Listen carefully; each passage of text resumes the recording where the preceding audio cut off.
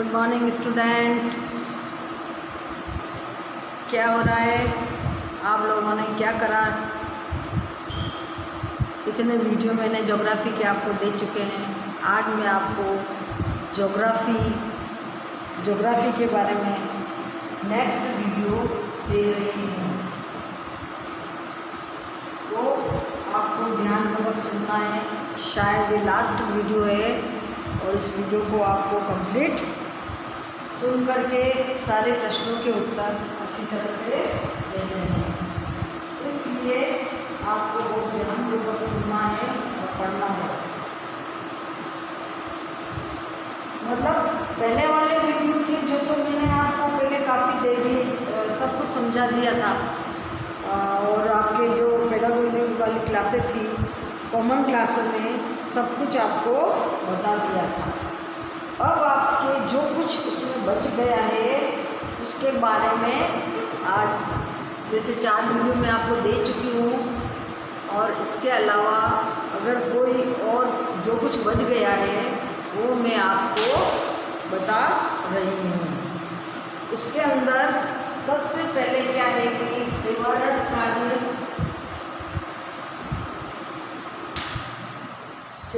कार्य में मतलब शिक्षा की क्या सुझाव है, उसके अंदर आपको पूरी तरह से ध्यानपूर्वक पढ़ना है।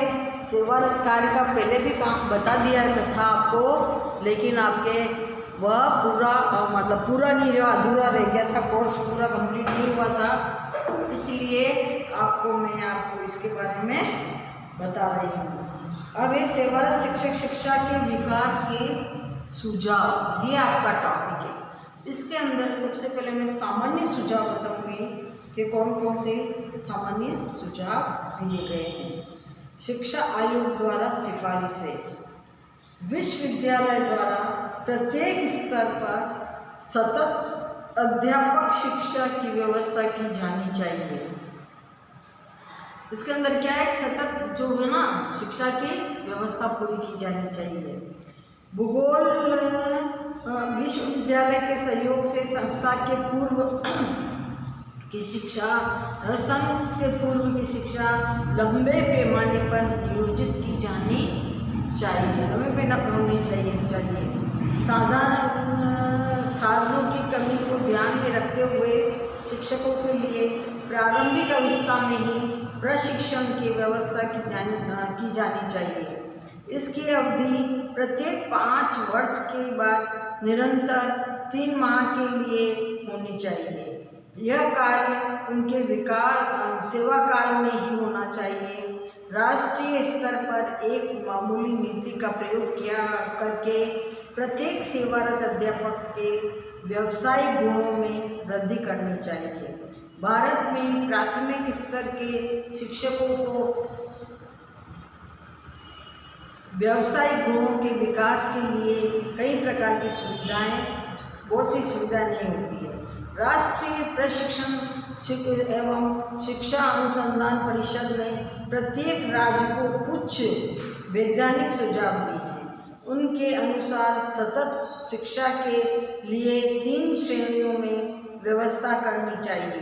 प्रथम श्रेणी में अध्यापकों की शिक्षा की व्यवस्था करनी चाहिए। द्वितीय श्रेणी में माध्यमिक शिक्षकों के प्रशिक्षण की व्यवस्था करनी चाहिए। तृतीय एवं अंतिम श्रेणी में कुछ विशेषज्ञों के द्वारा प्रधानाध्यापकों की शिक्षा की व्यवस्था करनी चाहिए। अब इस तरीके से विविध प्रकार की संबंधी व्यवस्था करनी चाहिए। इन सभी के लिए सतत शिक्षा का कार्यक्रम परिवर्तित होना और विद्यालय की आवश्यकता, शिक्षकों की आवश्यकता तथा निकट भविष्य में संभावित विकास की प्रक्रिया को संचालित करना चाहिए। सतत शिक्षा में गहराई से चिंतन करने एवं विचारों को अभिव्यक्त करने की आवश्यकता पर विशेष बल देना चाहिए। वर्तमान समय में सतत शिक्षा का एक आत्मनिर्भर केंद्र खोलने का प्रयास हो रहा है। पूर्व सेवारत शिक्षक एवं सेवारत अध्यापक के मध्य मध्य संबंध स्थापित होकर रखें। इसलिए सतत शिक्षा का पूरा ध्यान दिया जा रहा है। उसके बाद में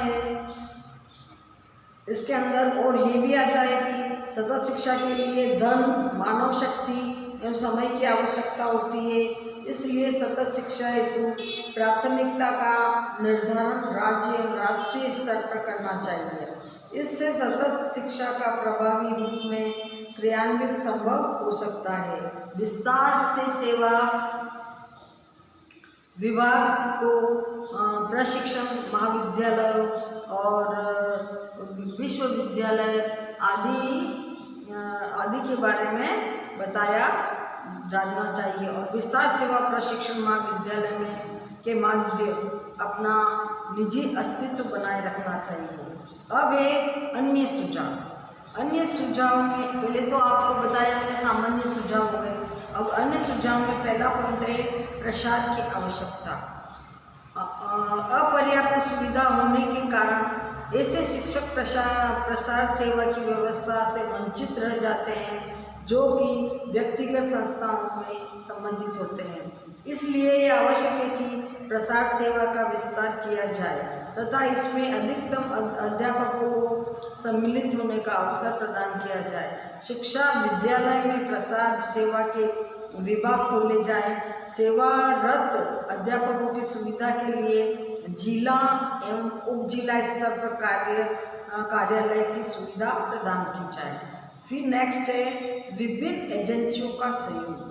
प्रसार सेवा विभाग राज्य शिक्षा संस्था और राज्य स्तर के शिक्षा विभाग और राजकीय विद्यालय की परिषदों आदि शिक्षा की विभिन्न एजेंसियों को आपस में सहयोग की आवश्यकता होती है। नेक्स्ट है निरीक्षकों की भूमिका। शैक्षिक संस्थाओं के अध्यापकों का यह परम कर्तव्य है कि अपने शिक्षकों को सेवारत अध्यापक शिक्षा के कार्यक्रमों में भाग लेने के लिए उत्साहित करें। शिक्षा अधिकारी भी इस कार्यक्रम में सम्मिलित होने वाले अभ्यर्थियों को उत्साहित करें तथा ज्ञानोपार्जन का सुझाव देवे। फिर नेक्स्ट है सुनियोजित कार्यक्रम। सेवारत अध्यापक शिक्षा का नियोजन सुव्यवस्थित एवं सुनियोजित ढंग से करना चाहिए। इस कार्यक्रम की निश्चित रूपरेखा होनी चाहिए। संस्थागत आवश्यकता के अनुरूप ही इस कार्यक्रम में वृद्धि करनी चाहिए। नेक्स्ट है साधन व्यक्ति। सभी प्रकार के योग्य अध्यापक ही इस कार्य के लिए अनुकूल साधन व्यक्ति की तरह कार्य कर सकते हैं। इनका चयन विश्वविद्यालय के प्रोफेसरों, महाविद्यालयों के प्रोफेसरों तथा राज्य स्तर के विद्यालयों के विश्वविद्यालयों में से करना चाहिए जिनके पास सिखाने के लिए कुछ नया ज्ञान हो। फिर है अनुवर्ती कार्यक्रम। प्रसार सेवा कार्यक्रम द्वारा अनुवर्ती कार्यक्रम को उचित ढंग से लागू करने के लिए कुछ ऐसे साधनों का प्रयोग करना चाहिए जिससे इस कार्यक्रम का उपयोग हो सके। अनुसंधान। इन कार्यक्रमों की उपयोगिता अनुसंधान के निष्कर्षों द्वारा देखी जा सकती है। शिक्षकों को उसके निष्कर्षों को अन्य तक पहुंचने के लिए प्रेरित करना चाहिए। शिक्षकों के लिए सूचना तथा उनके विचारों के प्रकाशन के लिए प्रत्येक 3 माह बाद विस्तार सेवा द्वारा पत्र पत्रिकाएं प्रकाशित करनी चाहिए। नेक्स्ट है अध्यापकों के लिए प्रलोभन। वर्तमान समय में इस प्रकार के प्रलोभन की आवश्यकता होती है जो कि शिक्षकों का ध्यान इस प्रकार से कार्यक्रमों की ओर आकर्षित कर सके। अवकाश के दिन में इस कार्यक्रम में आने वाले शिक्षकों को किसी न किसी प्रकार व्यवहारिक सुविधा में लाभान्वित करना चाहिए। उनको B.Ed तथा M.Ed आदि की उपाधि देनी चाहिए जिससे उनका मनोबल बढ़े। इस प्रकार की व्यवस्था अमेरिका में भी की गई है। विषयगत शिक्षकों का संघ। कोठारी आयोग ने सुझाव दिया है कि विषय से संबंधित शिक्षकों के संघों की स्थापना नगर, जिला एवं राष्ट्र स्तर पर होनी चाहिए। इसमें विभिन्न विद्यालयों के शिक्षकों के लिए विभिन्न विषय होने चाहिए। इस प्रकार नियोजन प्रयोगों के आरंभ के लिए प्रलोभन का कार्य करेगा और राज्य स्तर के शिक्षा विभाग के इस प्रकार के संघों को सहायता प्रदान करनी चाहिए, जिससे कि वह लोग समय समय पर गोष्ठियां का आयोजन करें और अपने निजी पत्र पत्रिकाओं का प्रकाशन करें।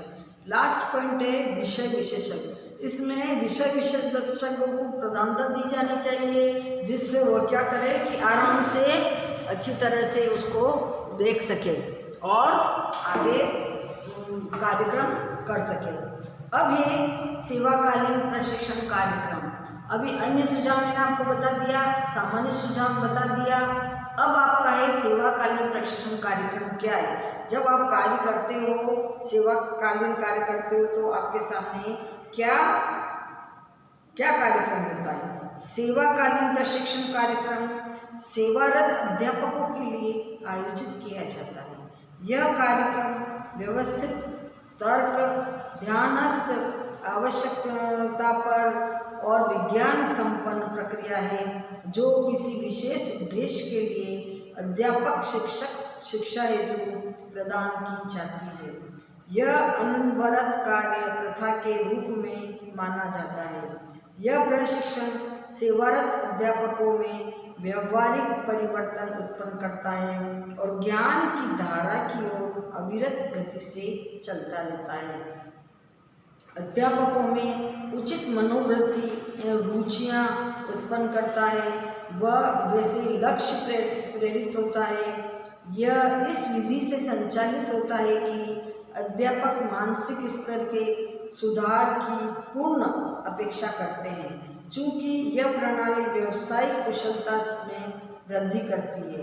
शिक्षा प्रशिक्षण प्रणाली के माध्यम से छात्राध्यापकों में उत्साहवर्धक होती है। यह विधा तत्कालीन परिवर्तन की तत्काल आवश्यकता अनुभव करती है। बार बार तथ्य पर बल देना चाहिए कि सेवाकालीन शिक्षा प्रशिक्षण में गुण ग्रहणता पैदा की जाए।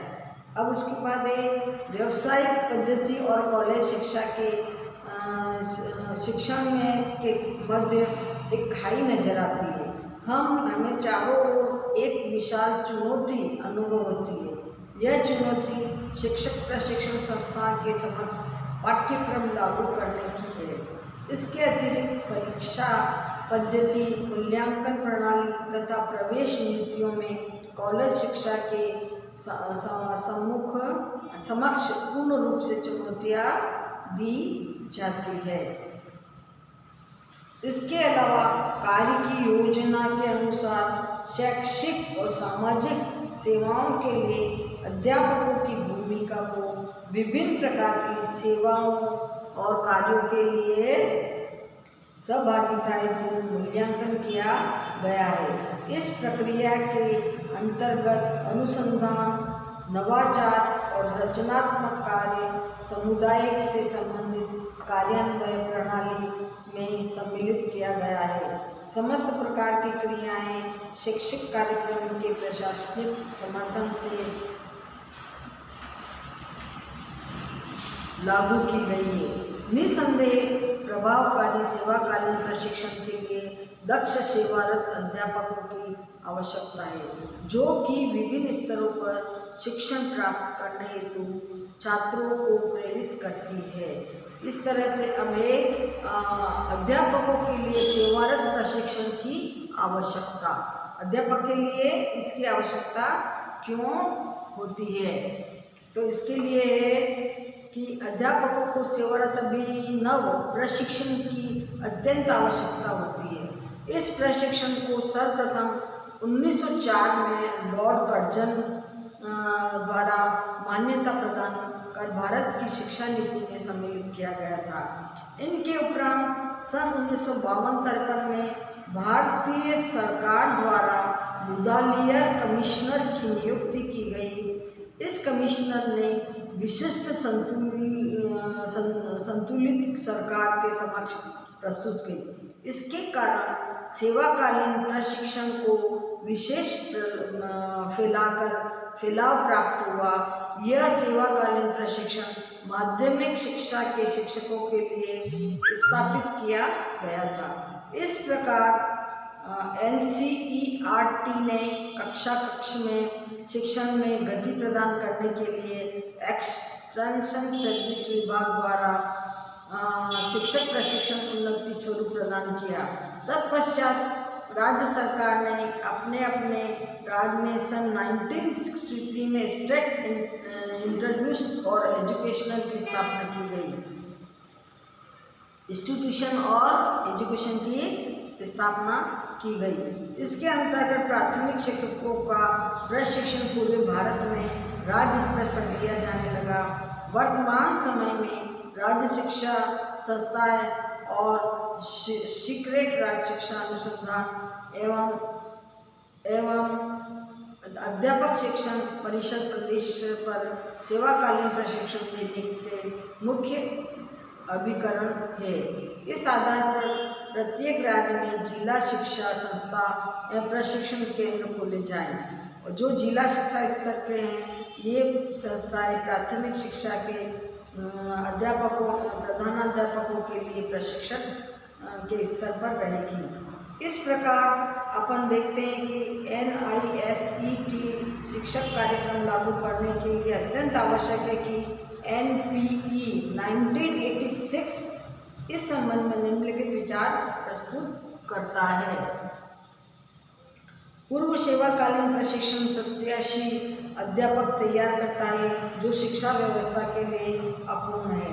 यदि शैक्षिक वातावरण में सेवाकालीन प्रशिक्षण के माध्यम की पूर्ति नहीं की जाती है तो सामाजिक राजनीतिक में परिवर्तन लाना किसी भी प्रकार संभव नहीं है। इस प्रकार पूर्व सेवाकालीन प्रशिक्षण कार्यक्रम आयोजित करना बहुत आवश्यक है। इस आधार पर वास्तविक शिक्षक प्रशिक्षण प्रक्रिया संचालित कर परिपक्व अध्यापक शिक्षक सेवा हेतु तैयार किए जा सकते हैं।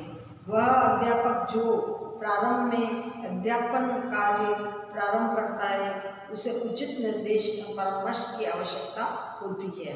नेक्स्ट, सेवाकालीन प्रशिक्षण सभी अध्यापकों के लिए अति आवश्यक है। केवल इसलिए ही नहीं कि अध्याय अग्रिम विषय ज्ञान प्राप्त कर सकेगा, बल्कि इसलिए कि वह शिक्षा शास्त्री के क्षेत्र में नवाचारों पर आचरण कर सकेगा। नवाचारों के आधार पर शिक्षा नीति पाठ्यक्रम में परिवर्तित होते हैं। जैसे आजकल नई नई टेक्नोलॉजी चालू हुई है ना, उसमें शिक्षा नीति है ना क्या कर रही है कि उसमें सारे प्रोग्राम चेंज कर रही है, अलग कर रही है। सेवाकालीन प्रशिक्षण प्राप्त अध्यापक शैक्षिक कार्यक्रमों के द्वारा नई नई सामग्री का प्रयोग करते हैं और उसी से उनको आगे बढ़ने के लिए सुविधाएं मिलती है। नेक्स्ट है, कोई भी अध्यापक अपनी शिक्षण विधि को शिक्षण सामग्री के उपयुक्त प्रयोग द्वारा रोचक और प्रभावी बना सकता है। चूँकि यह चिर प्रभावी विधि का उपयोग कर सकता है, परंतु फिर भी शैक्षिक अध्ययन हेतु उसे नवाचारों के लिए सेवाकालीन प्रशिक्षण दिया जाता है। जैसे आप देखोगे कि सेवाकालीन प्रशिक्षण के अंदर जैसे अपंग, पिछड़े, प्रतिभावान, सामाजिक बहिष्कृत और आर्थिक रूप से पिछड़े छात्रों को उपयुक्त विधि से शिक्षा व्यवहार में डाला सकता है। पूर्व सेवाकालीन प्रशिक्षण सैद्धांतिक ज्ञान प्रदान करता है, जबकि सेवाकालीन प्रशिक्षण व्यावहारिक शिक्षा का ज्ञान प्रयोग दक्षता के साथ करता है। सेवाकालीन प्रशिक्षण इच्छित इच्छाओं का केंद्र उत्पन्न करता है। नेक्स्ट है, अध्यापक स्वयं को पूरे संसार में सापेक्षिक महत्व के बराबर बनाए रख सकता है। वह शिक्षा के व्यवहार और सिद्धांत को विचार श्रृंखला में परिवर्तन के साथ प्रस्तुत करता है। अब ये आपके हो गए सेवाकालीन कार्यक्रम। अब है ना नेक्स्ट पॉइंट है आपका सेवाकालीन प्रशिक्षण के लक्ष्य। जो सेवाकालीन प्रशिक्षण के कार्यक्रम था ना, उसके लक्ष्य क्या थे?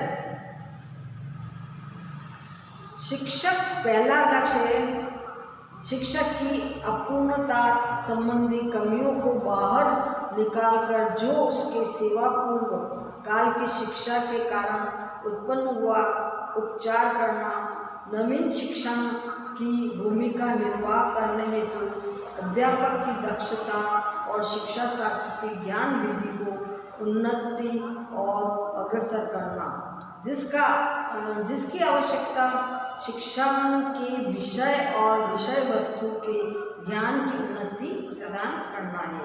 परिवर्तन के एजेंट के रूप में उन्हें प्रशिक्षण करना, बदले हुए संसार के तीव्र एवं स्वयं ज्ञानोपित अनुकरण हेतु शिक्षा प्रदान करना, अध्यापक और ज्ञान पिपासु छात्र के रूप में अध्यापकों को तैयार करना, जीवन पर्यंत शिक्षा प्राप्त करने हेतु अध्यापकों को तैयार करना। 8वां है संपूर्ण औपचारिक और अनौपचारिक शिक्षा अभिकरण के प्रयोग हेतु समक्ष बनाना। नेक्स्ट है अध्यापकों का गैर शिक्षकीय पदों के लिए तैयार करना। फिर 10वां है अध्यापकों को नवीन आर्थिक, सामाजिक और सांस्कृतिक चुनौतियों को समझने, सहन करने और संभालने में नवीन परिस्थितियों का प्राप्त करने हेतु समर्थन करना। अब है लक्ष्यों को परिपूर्ण करने के लिए सेवाकालीन प्रशिक्षण कार्यक्रम की प्रकृति किस प्रकार से होती है। इसके अंदर है पूर्णकालीन पत्राचार। पहला पॉइंट है पूर्णकालीन पत्राचार पाठ्यक्रम, जिससे डिग्री या डिप्लोमा मिल सके। दूसरा है एक वर्षीय परासन कोर्स डिग्रीधारी सेवा कार्यों से 6 माह अवधि के लिए साधारण एवं विशिष्ट क्षेत्र सहित ग्रीष्मकालीन संस्थाएं, ग्रीष्मकालीन शिविर में सहभागिता। नेक्स्ट है सूक्ष्म ओरिएंटेशन कार्यक्रम प्रेरक पाठ्यक्रम। नेक्स्ट है सायंकालीन अथवा अंशकालीन पाठ्यक्रम। नेक्स्ट है चुने हुए विश्वविद्यालय के शिक्षा विभाग में स्वतंत्र स्वावलंबी अध्ययन हेतु युवा अध्यापक शिक्षण को विजिटिंग फेलोशिप के लिए वरिष्ठ प्रोफेसर के बदले में अनुसंधान कार्य हेतु रिसर्च इंस्टीट्यूट में आमंत्रित करता है। नेक्स्ट है विश्राम दिवस अवकाश व्यवस्था प्रशिक्षण कॉलेज के स्टाफ सदस्यों को उपलब्ध कराना। फिर है अध्यापक शिक्षकों को विदेश भ्रमण की सुविधा देने का प्रावधान करना। जो अच्छे अध्यापक बच्चे होते हैं ना, उनको फॉरेन में भेजने की व्यवस्था करना। फॉरेन में जाकर के कैसी शिक्षा प्राप्त करते हैं और कैसे वह उसके अंदर कार्य करते हैं, इस प्रकार से उसको करते रहना। उसके बाद में जैसे अपने इंडिया में पढ़ने के बाद फॉरेन में जाकर के यूनिक वहाँ जाके बस जाए, वहाँ पढ़ कर के वापस इंडिया आए और इंडिया के अंदर जो भी कमी पैसी है उसको वह पूरा कंप्लीट करे। उसके बाद है अध्यापक शिक्षा शिक्षकों के लिए सेमिनार, वर्कशॉप, विचार गोष्ठियाँ, विचार विमर्श, दल प्रदर्शनी, पिकनिक, टूर्स और व्याख्यान व्यवस्था में सम्मिलित होने का अवसर दिया जाना चाहिए। फिर सेवाकालीन प्रशिक्षण उपलब्धियाँ कराने की प्रणाली। अब आपके उनके सारे लक्ष्य मैंने आपको बता दिए हैं। अब आपको उसको आगे उपलब्धि क्या होगी, इसकी उपलब्ध कराने की प्रणालियाँ क्या होगी, उनको सेवाकालीन प्रशिक्षण में जो भी कार्य दिए वो क्या होगा। सेवाकालीन प्रशिक्षण कार्यक्रम INSET नैतिक सिद्धांतों पर पूर्णतः आधारित होनी चाहिए। सभी अध्यापकों के गुण ग्रहणता की पूर्ति हेतु उनमें व्यावसायिक दक्षता वृद्धि के लिए यह प्रशिक्षण उपलब्ध कराना चाहिए। प्रशिक्षण के पश्चात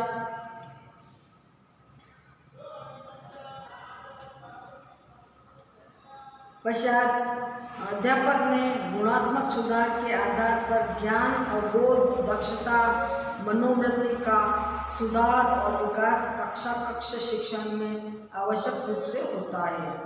और उसके बाद दूसरा है, फर्स्ट है प्रभावशीलता। सेवाकालीन प्रशिक्षण कार्यक्रम की प्रभावशीलता को निश्चित करने के लिए इस आवश्यकता आधार बना देना चाहिए। संपूर्ण कार्यक्रम अध्यापक और विद्यालय की आवश्यकता पर निर्भर होना चाहिए। यह कार्यक्रम योग्यता आधारित अनुभवी शिक्षकों की देखरेख में आयोजित होना चाहिए। साधारणतः उपचार, विषय वस्तु की सघनता, चेतना, अवबोध से संपूर्ण कार्यक्रम को नवाचार की ओर शिक्षा शास्त्रीय आधार पर ग्रसित करना चाहिए। कार्यक्रम की अवधि में अध्यापन सुधार हेतु सहायक सामग्री, दृश्य श्रव्य सामग्री तथा कंप्यूटर का शैक्षिक उद्देश्य हेतु खुलकर प्रयोग होना चाहिए। फिर है नेक्स्ट है अभिप्रेरणा। अंतर्बूर्त और बाह्य अभिप्रेरणा अध्यापकों को INCET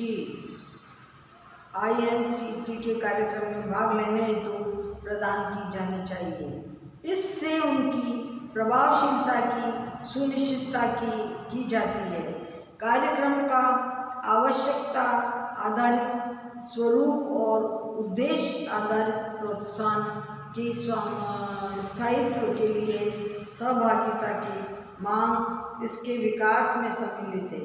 यही प्रोत्साहन कुछ सीमा तक उद्देश्य की प्राप्ति कराएंगे, लेकिन वास्तविक और सच्चा अभिप्रेरणा अध्यापक के प्रत्यक्ष ज्ञान पर अवलंबित होता है।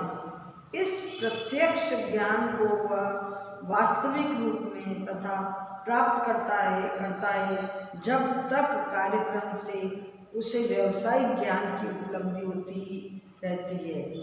एक ऐसे वातावरण का निर्माण होना चाहिए जिसमें अध्यापक अपने भविष्य के अधिगम पूर्ति के अनवरत झलक पा सके। नेक्स्ट है सेवाकालीन प्रशिक्षण कार्यक्रम की योजना। सेवाकालीन प्रशिक्षण कार्यक्रम की आयोजन आवश्यकता योजना बनाकर अत्यंत सावधानी पूर्वक संपन्न करना चाहिए। इसके संचालन में गंभीरता का परिचय देना चाहिए। पाठ्यक्रम की रूपरेखा मूल्यांकन की आवश्यकता विकास पर आधारित होनी चाहिए। इसमें प्रशिक्षण को अच्छी तरह अंतिम रूप देने की आवश्यकता अनुभव होगी। योग्य शिक्षकों की नियुक्ति सावधानी पूर्वक करनी चाहिए, क्योंकि कार्यक्रम की प्रभावशीलता केन प्रक्रिया अनुभवी शिक्षकों की योग्यता, दक्षता, अभिप्रेरणा और स्वभाव की गंभीरता पर आधारित होती है। फिर निर्धारित अभिकरण अथवा संस्थाएं। अध्यापकों को विद्यालय के तात्कालीन अभिकरण अथवा संबंधी संस्था के बारे में ज्ञान होना चाहिए, जहाँ पर वे व्यावसायिक आवश्यकता होने पर संपर्क कर सके। उन्हें ऐसा आश्वासन मिलना चाहिए कि उन्हें आदर और आवश्यक समर्थन प्राप्त हो सके। इस उद्देश्य की पूर्ति हेतु संचार साधन के चैनल शक्तिशाली होने चाहिए। इसके कार्यक्रम की प्रभावशीलता में आवश्यक उन्नति होनी चाहिए, मतलब बहुत ध्यान रखना चाहिए और ये अत्यंत आवश्यक होना चाहिए। ऐसे लोग अध्यापकों को की आवश्यकताओं, आकांक्षाओं, समस्याओं, प्रशंसा और सम्मान के प्रति यथार्थ रूप में श्रद्धा रखते हैं। अतः अध्यापक स्तर शिक्षा का यथार्थपरक योगदान सामूहिक समाज में सदैव सराहनीय रहता है। ये है कि निर्धारित अभिकरण संस्थाएं जो होती है तो वो अध्यापक के लिए क्या क्या कार्य करती है और किस प्रकार से वह आगे बढ़ने के लिए पूरी कोशिश करती है कि इसके अंदर क्या होता है। उसके बाद है सेमिनार और कार्यशाला में सहभागिता। अब आप जो भी लास्ट सेमिनार व कार्यशाला होती है इसके अंदर आधुनिक समय में सम्मेलन प्रविधि का महत्व प्रत्येक क्षेत्र में व्यापक है। सामाजिक, राजनीतिक, धार्मिक या शैक्षिक आदि में सम्मेलन प्रविधि का प्रयोग किया जाता है। प्रजातंत्र के मूल्यों तथा लक्ष्यों की प्राप्ति के लिए सम्मेलन प्रविधि की प्रयोग महत्व है। अंग्रेजी में सम्मेलन को अनेक शब्दों में संबोधित किया जाता है, जैसे कॉन्फ्रेंस, कन्वेंशन आदि।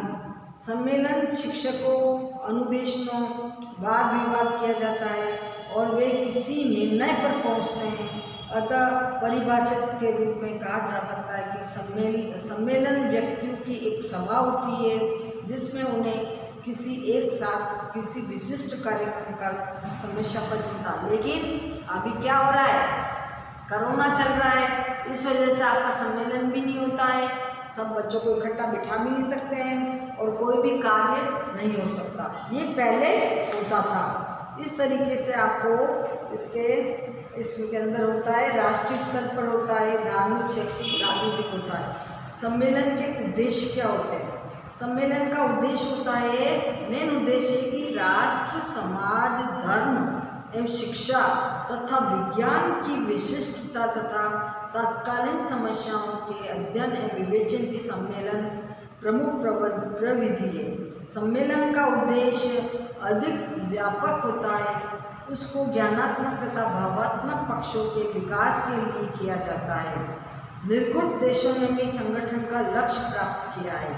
सम्मेलन का अध्यक्ष एवं मंत्री होता है, वही सम्मेलन की व्यवस्था एवं संचालन करता है। उसका कार्य विचारों को संगठित करना, वाद विवाद को प्रकरण पर रखना, अंत में वक्ताओं, अतिथियों और सदस्यों के प्रति आभार व्यक्त करना होता है। नेक्स्ट है, अब है संगोष्ठी व विचार गोष्ठी। संगोष्ठी और विचार गोष्ठी का मतलब क्या होता है? विचार गोष्ठी का प्रकरण पूर्व नियोजित होता है, क्योंकि वक्ता अपने प्रपत्र को प्रतिलिपि भी तैयार करते हैं और सेमिनार के आरंभ में वितरण कर देते हैं। सेमिनार के कार्य संचालन के लिए सभी ये लोग भागीदार होते हैं। अब ये विचार गोष्ठी और सम्मेलन को करने के लिए क्या होता है? इसके अंदर है उपयोगिता क्या है, इसकी उपयोगिता क्या होती है? इस विधि के द्वारा शिक्षा की ज्ञानात्मक तथा भावात्मक उच्च उद्देश्य की प्राप्ति की जाती है। इसमें प्रजातांत्रिक मूल्यों का विकास होता है, प्रस्तुति या तर्क की क्षमता का विकास होता है। सेमिनार के उपयोग में उक्त प्रकार की अधिगम गतियों का विकास होता है। शिक्षार्थी की अधिगम की तन्मयता होने लगती है। सेमिनार प्रवृत्ति शिक्षार्थी केंद्र होती है। यह स्वतंत्र अध्ययन को प्रोत्साहन करती है। इसके द्वारा वाद विवाद में भाग लेने तथा बोलने के कौशल का विकास होता है। इस तरह से सेमिनार का होता है और सेमिनार होते हैं और उनकी कार्यशालाएँ होती है। अब मैंने आपको करीब करीब सारा कोर्स करवा दिया है। अगर आपको कोई प्रॉब्लम है, ये गृह परिचर्या और शिक्षा, ये सारे आपको पहले कॉमन क्लास में बता दिए गए थे। अब आपके अगर कोई भी परेशानी आती है तो वो आप फ़ोन करके पूछ सकते हो, है ना, और जो भी परेशानी उसको आप बता सकते हैं और जो भी कार्य आपके जो भी कोर्स आपको समझ में नहीं आ रहा है उसके बारे में आप पूरा अच्छी तरह से बता सकोगे और पूछ सकोगे।